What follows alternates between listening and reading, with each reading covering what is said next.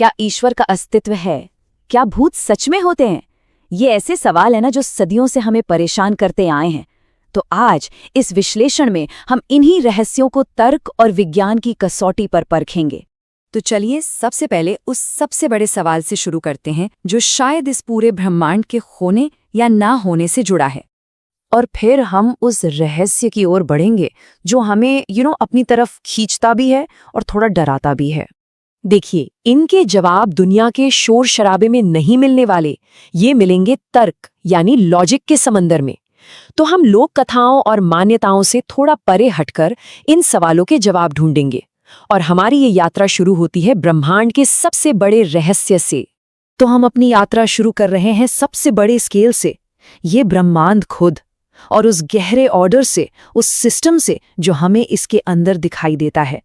आप सोचिए, चाहे वो ग्रहों का अपनी धुरी पर घूमना हो या हमारे शरीर के अंदर सेल्स का इतना कॉम्प्लिकेटेड काम, ब्रह्मांड एक कमाल की व्यवस्था, एक ऑर्डर दिखाता है। ये सब कुछ ऐसे ही बाई चांस नहीं लगता है ना?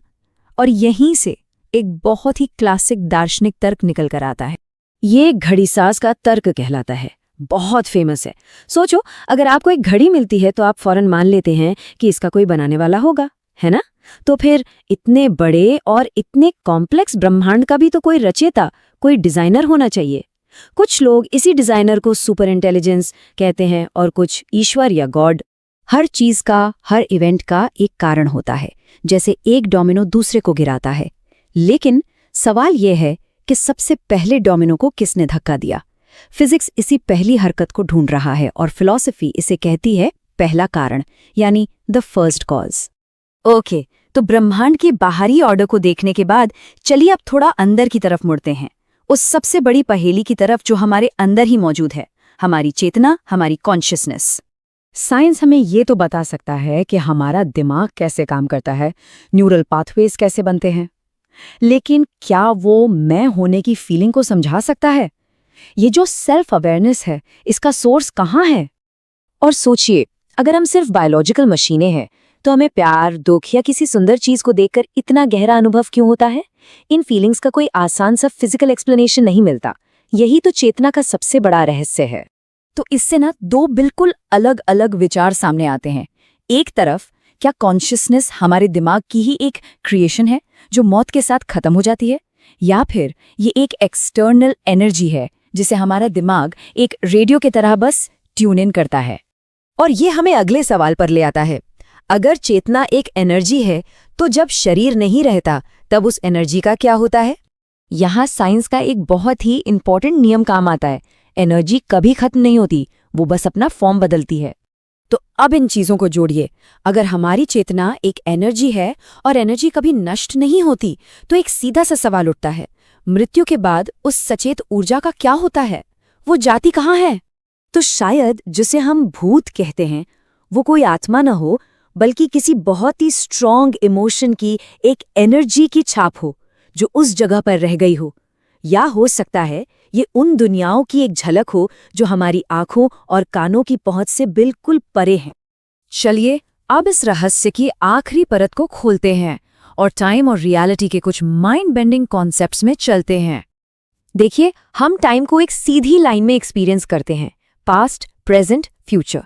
लेकिन फिजिक्स की कुछ थ्योरीज कहती हैं कि ऐसा नहीं है।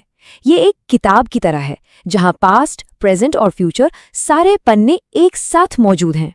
तो इस आधार पर सोचिए, क्या हो अगर भूत कोई आत्मा नहीं बल्कि टाइम में आया एक ग्लिच हो, एक ऐसा पल जहां पास्ट की कोई घटना बस थोड़ी देर के लिए प्रेजेंट के ऊपर ओवरलैप हो जाती है। इसे एक रेडियो की तरह समझिए। हम एक स्टेशन पर ट्यून्ड इन हैं, लेकिन हवा में हजारों और फ्रीक्वेंसीज भी तो हैं जो हमें सुनाई नहीं दे रही हैं। तो शायद जिसे हम पैरानॉर्मल कहते हैं वो बस किसी और फ्रीक्वेंसी से हमारी रियलिटी में एक छोटा सा टेम्पररी लीक हो। और ये थ्योरी तो और भी इंटरेस्टिंग है। ये बताती है कि कैसे जियोलॉजी यानी जमीन की बनावट भूतों की कहानियों को समझा सकती है। हो सकता है कुछ जगह वहां होने वाली घटनाओं की यादों को एनर्जी के रूप में रिकॉर्ड कर लेती हों। तो आखिर में बात यहां आकर रुकती है। हम जिसे सच मानते हैं, चाहे वो कोई सुप्रीम पावर हो या अतीत की गूंज, क्या वो बाहरी सबूतों पर डिपेंड करता है या हमारी अपनी सोच, हमारे परसेप्शंस पर? ये आखिरी विचार हमारे दोनों बड़े रहस्यों को जोड़ता है। जरा सोचिए, क्या हो अगर ईश्वर इस पूरे यूनिवर्स की टोटल इन्फॉर्मेशन हो और एक भूत बस उस इन्फॉर्मेशन की एक मिसप्लेस्ड फाइल?